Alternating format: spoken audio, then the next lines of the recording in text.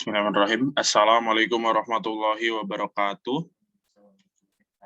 Perkenalkan, nama saya Nafaris Aditya Afgani dengan NIM 11-284-00000059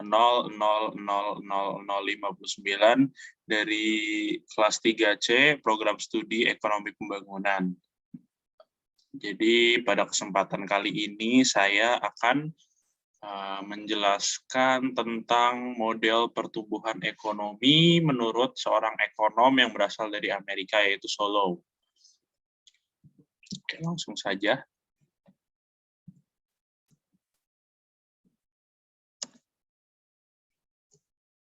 Ya, teori Solow. Teori ini merupakan pengembangan dari teori Harrod-Domar, di mana dalam teori Solow terdapat kemungkinan perubahan pada suku bunga dan tingkat upah. Sedangkan dalam teori Harrod-Domar, tingkat bunga dianggap kaku dan tingkat upah dalam jangka panjang dianggap konstan. Ya, ini kalau menurut si Harrod-Domar. Jadi model pertumbuhan yang dikemukakan oleh Solow ini menggambarkan suatu perekonomian dari suatu negara, di mana pertumbuhan output-nya merupakan hasil dari dua jenis input, yaitu modal dan tenaga kerja. Itu dua jenis input, kalau menurut si Solow ini. Jadi Solow berasumsi bahwa terdapat hubungan yang konstan antara modal dan tenaga kerja, sehingga didapatkan fungsi produksi sebagai berikut. Ya, nanti jadi si Solow ini punya asumsi nih kalau model pertumbuhan suatu negara itu output-nya itu hasil dari dua jenis input tadi, yaitu modal, capital, dan tenaga kerja. Itu menurut Solow. Jadi ini asumsi teori pertumbuhan ekonomi Solow. Teknologi dan populasi merupakan faktor eksogen. Jadi teknologi dan populasi ini faktor eksogen, ya, berarti dari luar, dan faktor full employment karena pekerjanya mekanisme pasar. Seperti dilihat di sebelah kanan, ini ada fotonya Solow yang mengungkapkan teori tersebut. Ya. Selanjutnya ada fungsi model pertumbuhan menurut Solow. Solow berasumsi bahwa di antara modal dan tenaga kerja terdapat hubungan yang konstan, sehingga didapat fungsi sebagai berikut.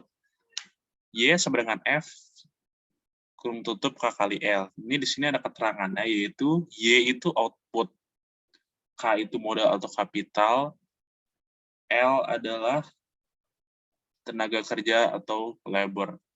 Jadi, nah ini kan kalau balik lagi ke sebelumnya, kalau berasumsi bahwa terdapat hubungan konstan antara modal dan tenaga kerja, sehingga didapat fungsi produksi sebagai berikut. Nah, kalau kita balik lagi ke sini, kan F-nya itu fungsi. Jadi fungsinya itu terdiri dari A, modal atau kapital, dan L, tenaga kerja atau labor. Nah, terus, apakah cuma kayak gitu doang? Cuma modal atau kapital sama tenaga kerja atau labor fungsi itu, fungsi output itu? Ternyata enggak. Jadi untuk di bawah itu, dengan masukkan teknologi di dalam fungsi produksi, maka akan seperti ini. Y sama dengan F. K kali L kurung tutup E. Ya, jadi kalau pada keterangan, masih sama kayak tadi.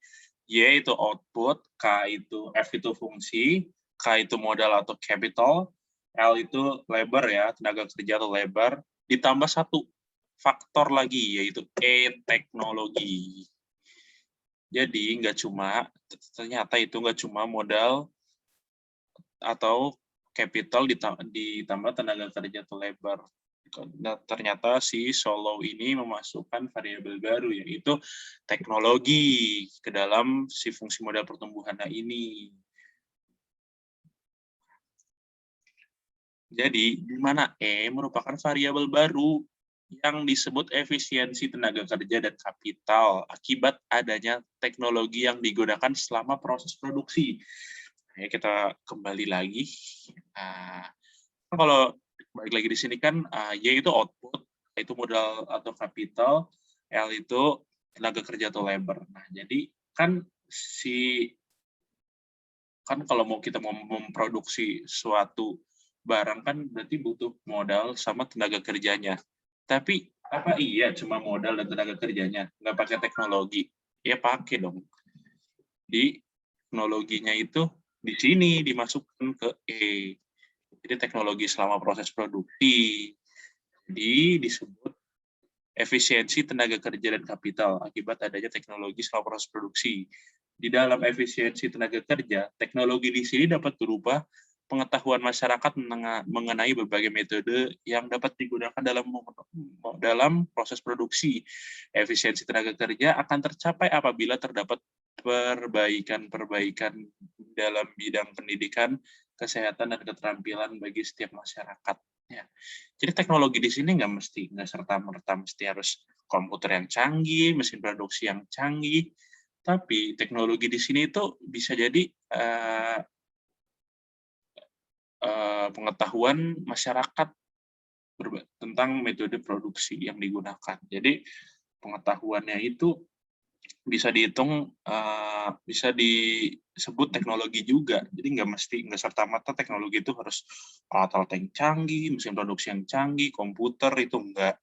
Jadi yang dimasukkan nama Solo di sini itu bisa pengetahuan masyarakat mengenai metode kan banyak untuk produksi satu barang. Misalkan satu barang A, misalkan sama masyarakat ini metode produksinya begini, sama orang ini metode produksinya kayak gini. Sama orang ini metode produksi kayak gini. Sebut saja ada sebuah handphone merek Amerika. Jadi Amerika itu punya pabrik HP di Cina. Ya, apakah pembuatan HP di Cina dan di Amerika sama? Ya jelas sama. Tapi di situ terdapat sedikit perbedaan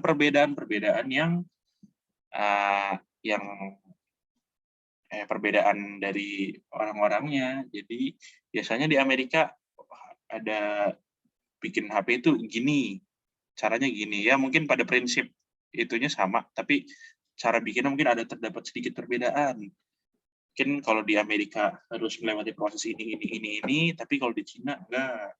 Mungkin prosesnya agak sedikit lain. Mungkin itu. Jadi kesimpulannya seperti itu. Jadi itu kesimpulan finalnya mungkin yang di bawah ya, yang dia sabdakan F kali L, ruang tutup E. Jadi nggak cuma modal sama tenaga kerja doang. Jadi ditambah variabel baru itu teknologi. Oke, sekian dari saya. Kurang lebihnya mohon maaf.